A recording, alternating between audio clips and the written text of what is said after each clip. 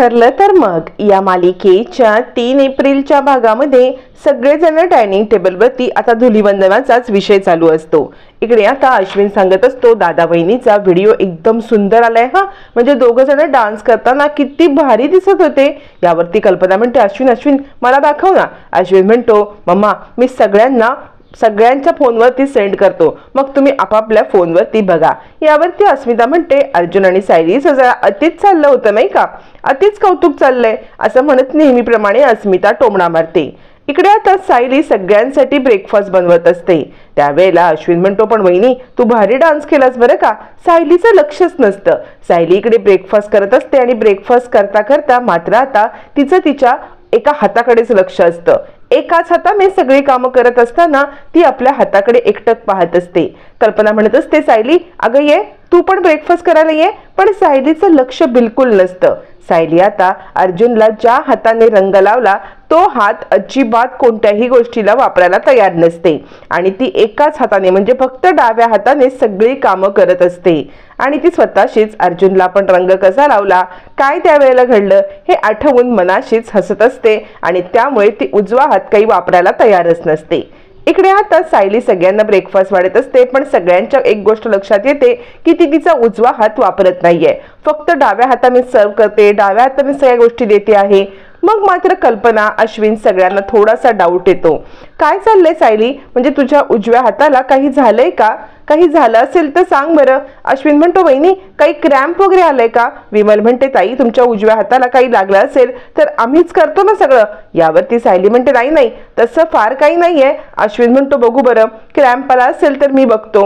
यावरती सायली म्हणते काही नाही, थोडासा फक्त हा खांदा भरून आलाय ना म्हणून मी तो हात वापरत नाहीये असं सायली खोटच सांगते। पण सायलीला अर्जुनला याच हाताने आपण रंग लावलाय हे कोणाला सांगायचं नसतं।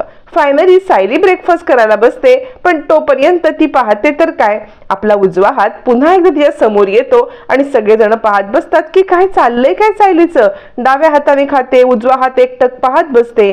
अर्जुनला आता मात्र अश्विन म्हणतो तू एक काम कर बरं दादा, वहिनीला माझ्या इकडे घेऊन ये म्हणजे मी तिला चेक करतो। त्यावरती प्रताप म्हणतो नाहीतर सरळ तू एका डॉक्टरकडे दुसऱ्या घेऊन जा म्हणजे बघेल ते स्पेशालिस्ट असं म्हणत सायलीची सगळेजण काळजी करत असतात, पण सायली मात्र आपल्या उजव्या हाताकडे एकटक पाहतच असते आणि कोणाच्याकडे काही लक्षच नसतं।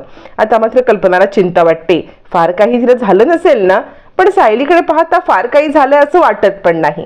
इकडे प्रिया घरी येते आणि सायलीने कसं आपलं थोबाड रंगवलं हे आता आठवून स्वतःवरती चिडत असते आणि सायलीला पूर्णाजी सुद्धा काही बोलली सुद्धा नाही। म्हणजे ह्या गोष्टीमध्ये खरं तर पूर्णाजीने सायलीवरती खूप चिडायला पाहिजे होतं, पण पूर्णाजी काहीही तिला बोलली नाही। हा माझा अपमान मी कधीच विसरणार नाही असा विचार करत मात्र आता इकडे प्रिया एकटीच उभी असते आणि सारखं सायलीने आपल्याला ढकललेलं तिला आठवत असतं।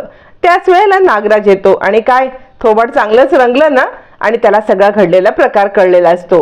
नागराज म्हणतो मला समजलंय सगळं, म्हणजे कसं आहे ना तिथे गेलीस आणि अर्जुनला मिळवण्यासाठी आता तू कितीही प्रयत्न केलेस तरी अर्जुन काय तुला मिळायचं नाही, म्हणजे तू 78 वर्षाची म्हातारी झालीस ना आणि अर्जुन 80 वर्षाचा झाला ना तरी सुद्धा तुला अर्जुन काही मिळणार नाही। तोंडावरती तिथे पण आपटशील हा, पण त्यावेळेला जेव्हा तोंडावरती आपटशील ना तेव्हा तुझ्या तोंडामध्ये दात नसतील आणि त्यामुळे म्हातारं बोळकं झालेलं असेल सगळं असं म्हणत तो आता प्रियाला इकडे चांगलाच फटकारतो आणि तो प्रियाला सांगत असतो की आता तुला इथे पण आम्ही जास्त दिवस ठेवणार नाही हा, बिनकामाच्या मुलीला इथे तरी का ठेवू, इथून तुला हकलायला आम्हाला काही फार वेळ लागणार नाही असं म्हणत आता नागराज प्रियाला चिडवत असतो आणि ना तू घर की ना घाट की ना तुला अर्जुनकडे सुभेदारांची सून बनण्याची स्वप्न बघतेस का, विसरते स्वप्न, ती सायली तुला कधीच हे स्वप्न पूर्ण करू देणार नाही असं तिला सांगून अजूनच चिडवत असतो। प्रिया ऑलरेडी चिडलेली असते आणि नागराजच्या या बोलण्यामुळे तिला अधिक राग येत असतो आणि ती विचार करते सायली आज तुझ्यामुळे माझ्यावरती ही वेळ आली, तुला मी कधी सोडणार नाही सायली असं म्हणत प्रिया आता खूप चिडलेली असते आणि सायलीला त्रास द्यायचा ठरवूनच ठेवते। तोपर्यंत इकडे आता साक्षी भेटायला आलेली असते महिपतीला। महिपती जेलमध्ये असतो आणि बऱ्याच दिवसांनी साक्षी पहिल्यांदा भेटायला येते। महिपती थोडा रागातच तिच्याकडे बघतो आणि बापाची आठवण आली का बापाची आठवण। यावरती मग मात्र साक्षी सांगते अण्णा ऐका ना, म्हणजे मला माहितीये मी थोडं उशिराच आले, पण कसं सांगू तुम्हाला या सगळ्यामध्ये माझा काय हेतू होता ते। यावरती महिपती म्हणतो तू काय हेतू सांगू नकोस। तिकडे तिकडे मी ज्या वेळेला बेड्या ठोकून मला नेत होतं तेव्हा माझ्या बाजूला पण फिरकली नाहीस, मला भेटायला नाही आलीस, माझ्यासाठी वकील लगेच तू करायला पाहिजे होतास, पण तू मुलगी म्हणून काही करू शकली नाहीस. यावरती साक्षी सांगते, अण्णा माझी अवस्था तर बघून घ्या. अहो जर का मी तुम्हाला तिथे सगळ्यांच्या समोर येऊन भेटले असते तर चैतन्य आपल्यापासून कायमचा दूर गेला असता ना, कळतंय का तुम्हाला? आणि सुभेदारला धडा शिकवायला चैतन्य गडकरी आपल्याला पाहिजे ना, ते प्यादा आपल्या हातावर असल्याशिवाय आपण कसं करू? अण्णा म्हणतात, अजिबात बोलू नको. साक्षी म्हणते, माझ्यावरती विश्वास ठेवा. अण्णा म्हणतात, विश्वास तर आता माझा कुणाचाच राहिला नाहीये. धुतल्या तांदळासारखं स्वच्छ चारित्र्य ठेवून जगासमोर वावरत होतो, पण आज जगासमोर या अर्जुन सुभेदारने माझं सगळं भांड फोडलेलं आहे आणि आता विश्वास तर मला माझ्या सख्ख्या मुलीवरती पण नाही राहिलेला आहे. यावरती साक्षी म्हणते, अण्णा असं म्हणू नका, ऐका तरी, मी वकील पण बघितलाय, माझं म्हणणं तरी ऐकून घ्या. चैतन्यला आपल्या बाजूने ठेवण्यासाठी फक्त आणि फक्त मी हे केलेलं आहे. पण महिपती खूप चिडलेला असतो आणि त्या अर्जुन सुभेदारला सोडणार नाहीये, त्याला असा धडा शिकवेन ना असं म्हणत आता मात्र इकडे महिपती खूप चिडलेला असतो आणि साक्षीवरती पण रागावतो. तो साक्षीच्याकडेच बाजूला तोंड करतो आणि निघून जाणार. तर साक्षी सांगते, अण्णा ऐका, त्यानं अर्जुन सुभेदारलाच धडा शिकवायचा आहे, त्याचे दिवस भरलेले आहेत, त्याला धडा शिकवण्यासाठीच हे सगळं चाललंय असं म्हणत साक्षी महिपतीला कन्व्हिन्स करत असते. इकडे आता अर्जुन पाहतो तर अजूनही सायली तिचा उजवा हात वापरत नाही म्हटल्यावरती तो तिला वरती घेऊन येतो. बसा मिसेस सायली, तुम्ही इथे काय चाललंय तुमचं? इतकं काम करायचं की त्रास होईल हाताला, असं म्हणत तो सायलीला एका बाजूला बसवतो. पण सायलीचं आपला हात पाहणं हे सुरूच असतं. अर्जुन म्हणतो, चाललंय काय तुमचं? म्हणजे एकटक त्या हाताकडे इतकं काय बघताय? खूप दुखतोय का? आपण डॉक्टरकडे जाऊया का?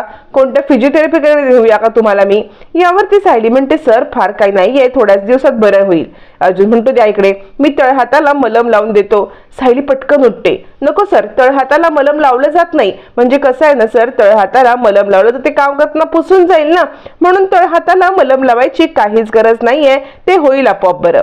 अर्जुन म्हणतो, तुमचं चाललंय काय? मी अश्विन कडून तुम्हाला ऑइंटमेंट आणून देऊ का किंवा कोणते टॅबलेट आणून देऊ का?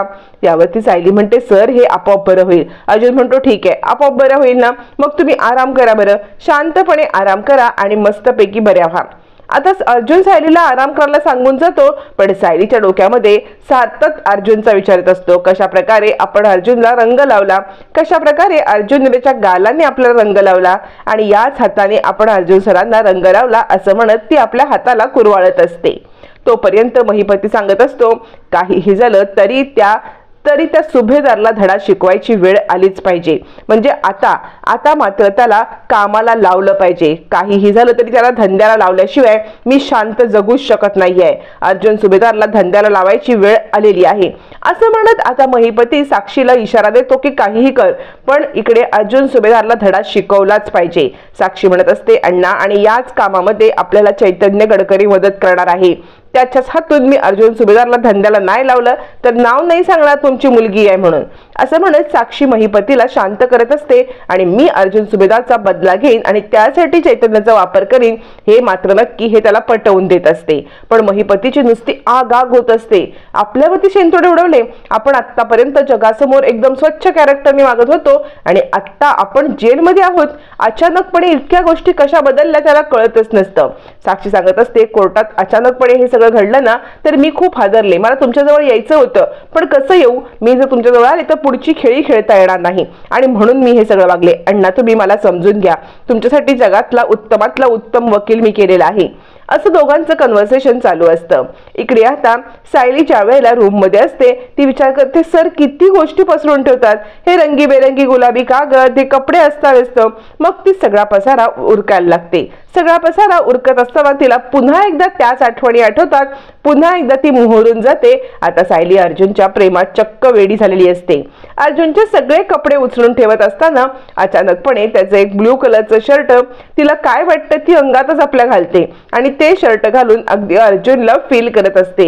अर्जुनचा फील घेत असताना ती आता आरशात बघते, मस्तपैकी आपले कपडे घालते आणि आता अर्जुनची स्टाईल मारायला लागते. आणि ती म्हणते किती वेळा सांगितलं मला रंगपंचमी आवडत नाही खेळायला, म्हणजे ते रंग किती चिकट असतात, रंगीबेरंगी असतात, त्यांना कितीही धुतले जात नाहीत आणि मग असं लाल तोंड घेऊन रंगीबेरंगी तोंड घेऊन मी कोर्टात जाणार आहे का, मला अजिबात हे आवडत नाही बरं का, असं म्हणत ती अर्जुनची ऍक्टिंग करते, स्वतःशी खुश होते, अर्जुनचं शर्ट स्वतःशीच कवटाळते आणि आता एकटक त्याचा विचार करते. इकडे आता रविराजने आवाज दिलेला असतो. रविराजचं काहीतरी महत्वाचं काम चालू असतं. मग त्याने नागराज, सुमन, तन्वी लवकर वरती या असं म्हणत सगळ्यांना बोलवून घेतलेलं असतं. सगळ्यांना बोलवल्यावरती नागराज म्हणतात मला तुम्हाला सगळ्यांना खूप महत्वाची गोष्ट सांगायची आहे. म्हणजे ना मी एक आता ठरवलेलं आहे, म्हणजे याच्या आधीच मी त्याची अनाउन्समेंट केले, पण आत्ता फक्त सांगणं तुम्हाला बाकी आहे. ये बेटा ये तन्वी इकडे, मी तुला म्हटलं होतं ना की तुझ्या आईची म्हणजे प्रतिमाची सगळी प्रॉपर्टी जी आहे ती मी तुझ्या नावावरती करणार आहे, तर ही वेळ आलेली आहे. मी सगळे कागदपत्र तयार केलेत आणि प्रतिमाची सगळी प्रॉपर्टी तुझ्या नावावरती करण्याचा निर्णय घेतलाय. बघून घे बाळा, ही सगळी प्रॉपर्टी आजपासून तुझी, असं म्हणत आता मात्र प्रियाच्या हातामध्ये सगळी प्रॉपर्टी सोपवताच नागराजचा जळफळाट व्हायला होतो, कारण सत्य परिस्थिती काय आहे हे नागराजलाच माहिती असते. इकडे अर्जुन येतो आणि काय चाललंय तुमचं, मी तुम्हाला आराम करायला सांगितलं होतं ना, तर कपड्यांच्या घड्या घालताय, चला बरं आराम करा. यावरती सायली म्हणते सर मला बसून बसून कंटाळा आला होता आणि तुमचे कपडे अस्ताव्यस्त पडलेले दिसत होते म्हणून या कपड्यांच्या मी घड्या घातल्या. यावरती अर्जुन म्हणतो माझ्या सगळ्या कपड्यांच्या तुम्ही घड्या घातल्या असल्यात ना, तरी एक कपडा मात्र माझा बाहेरच राहिलाय. सायली इकडे तिकडे पाहायला लागते. अर्जुन म्हणतो इकडे तिकडे बघू नका, हे बघा हा कपडा, असं म्हणत तो आता सायलीने घातलेला शर्ट तिला दाखवतो. सायली थोडीशी गडबडते, म्हणजे अर्जुन सरांनी आपली चोरी पकडली. सायली थोडीशी आता शर्मेने मान खाली घालते आणि सॉरी सॉरी सर असं म्हणायला लागते. अर्जुनचा कपडा घालून ती आता अर्जुनला फील करत असते. आणि दुसऱ्या दिवशी तर काय खूपच धमाल होते. अर्जुनच्या रूम मध्ये एकूण एक गोष्ट लाल रंगाने सजवलेली असते. प्रत्येक गोष्टीला लाल रंग, फ्लॉवर पॉट लाल, त्याच्या खालचं कापड सुद्धा लाल, पडदे लाल, टेबलावरचं टेबल क्लॉथ लाल, टिपॉयवरती कापड लाल आणि आता चक्क वॉर्डरोब पण लाल केलेला असतो. लाल बेडशीट, लाल गुलाब. अर्जुन म्हणतो काय आहे हे सगळं लाल लाल लाल आणि आज तुम्ही पण लाल लाल झालात. सायली सांगते सर इतकंच नाही तर तुमच्यासाठी अजून सरप्राईज आहे, चला खाली. खाली आल्यावर पाहते तर काय बीटाचे पराठे, त्याचबरोबर टोमॅटोची चटणी आणि कलिंगड कापून ठेवलेलं असतं आणि सगळंच लाल. अस्मिता म्हणते हे काय आज लाल लाल. यावरती अर्जुन म्हणतो खरंच सगळं लाल कसं काय. यावरती कल्पना म्हणते कसं आहे ना, लाल रंग हा कोणाचा तरी फेवरेट रंग आहे ना म्हणून. आता अर्जुनचा लाल रंग फेवरेट आहे हे कल्पनाने सायलीला सांगितल्यामुळे सायलीने सगळं लाली लाल करून ठेवलेलं असतं. आता अर्जुनला सायली आपल्यावरती प्रेम करते हे तर उमगायला लागले, पण त्याचं प्रेम तो सायली समोर कधी व्यक्त करणार पाहणं फारच रंजक ठरणार.